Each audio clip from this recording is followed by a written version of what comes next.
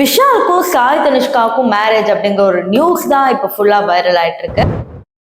வருஷம் வருஷம் விஷாலுக்கு அவங்களோட கல்யாணம் இவங்களோட கல்யாணம் அப்படின்னு புரளி பேசிட்டு இருக்க மக்கள் இப்ப திடீர்னு இந்த சாய் தனுஷ்கா விஷாலோட மேரேஜை மட்டும் கன்ஃபார்ம் பண்ணியிருக்காங்க. கிட்டத்தட்ட அபிஷியலா சொல்லலைனாலும் நிறைய விஷயங்களை அடிபடுற மாதிரியே வந்து இப்ப தென்பட்டிருக்கு. ஸோ விஷாலுக்கு இந்த வருஷம் கல்யாணம் அப்படிங்கிற மாதிரி முடிவு பண்ணியாச்சு அப்படிங்கிற மாதிரி நியூஸ் வந்து சினிமா வட்டாரங்கள்ல பேசுறாங்க. கிட்டத்தட்ட விஷாலுக்கு 47 வயசாவது. சாய் தனுஷ்காவும் ரொம்ப நாளா மேரேஜ் பண்ணாம இருந்தாங்க. ஸோ இவங்க 2 பேரும் மேரேஜ் பண்ண போறதா தான் இந்த நியூஸ்.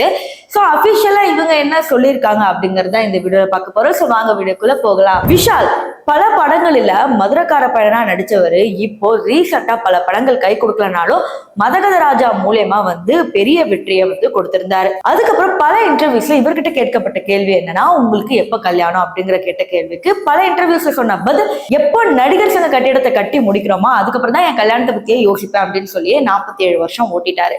இப்ப இப்படி இருக்கிறப்ப ரீசெண்டா நடந்த ஒரு தனியார் இன்டர்வியூல அவர் என்ன சொல்லியிருந்தாருன்னா, எல்லாம் ரெடி ஆயிடுச்சு, நான் ஒரு பொண்ணை கூட லவ் பண்றேன், கூடிய சீக்கிரம் நான் கல்யாணத்தை பத்தி சொல்லுவேன்ப்பா அப்படின்னு சொல்றப்பவே நிறைய பேரு வேற வேற ஆக்ட்ரஸை கெஸ் பண்ணி சொல்லிக்கிட்டே இருந்தாங்க. அதுல ஒருத்தவங்க தான் யாருன்னு பாத்தீங்கன்னா நாடோடிகள் அபிநயா. சம்பந்தமே இல்லாம இவங்க 2 பேரும் கல்யாணம் பண்ணி போறாங்க அப்படின்ற ஒரு நியூஸ் வந்த போதே நாடோடிகள் அபிநயா அடுத்த நிமிஷமே வந்து இதை மறுத்துட்டு அதுக்கப்புறம் கொஞ்ச நாளே வேற கல்யாணமும் பண்ணிட்டாங்க அப்படிங்கிறது நம்ம எல்லாருக்குமே தெரியும்.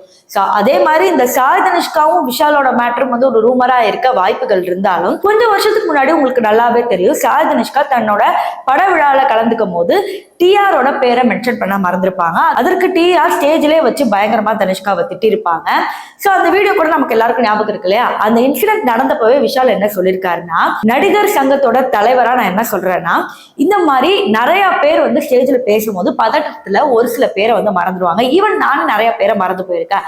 அதுக்காக தனுஷ்காவை இந்த அளவுக்கு பேசணும்ன்ற அவசியம் இல்லை. ஈவன் தனுஷ்கா உங்களோட காலில் விழுந்து, அதாவது டிஆர் தான் மென்ஷன் பண்றாரு, உங்களோட காலில் விழுந்தாங்க, அதை கூட நீங்க மதிக்காம நீங்க வாட்டுக்கு பேசிட்டே இருக்கீங்க ஸ்டேஜ்ல. அப்பவே டிஆருக்கு எதிராக வந்து கருத்து கொண்டவர் விஷால். ஆனா அப்ப கூட சாய் தனுஷ்காவுக்கும் விஷாலுக்கும் வந்து இவ்வளவு ஒரு விஷயம் போயிட்டு இருக்கும்னு யாருமே கெஸ் பண்ணல.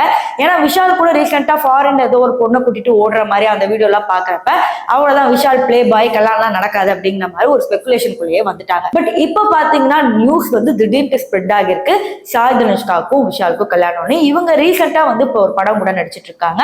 சோ அந்த படத்தோட போஸ்டர் கூட தனுஷ்கா வந்து போட்டிருக்காங்க. இப்ப அந்த கமெண்ட் செக்ஷன் கீழே happy married life, happy before married life அப்படின்லாம் வந்து கமெண்ட் பண்ணிட்டு இருக்காங்க.